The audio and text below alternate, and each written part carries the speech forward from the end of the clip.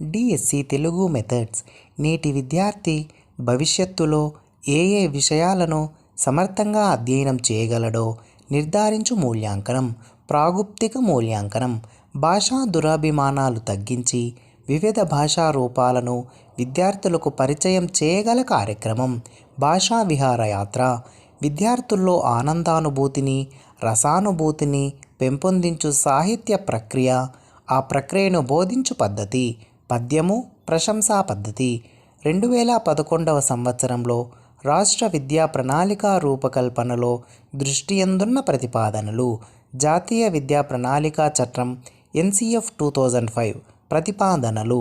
పాత్రానుగుణంగా భాషించే సామర్థ్యాన్ని విద్యార్థుల్లో పెంపొందించగల చర్య. నాటకీకరణం. భాష ద్వారా జరిగే భావ వ్యక్తీకరణ ఎదుటివారిలో కలిగించేది భావోద్దీపము.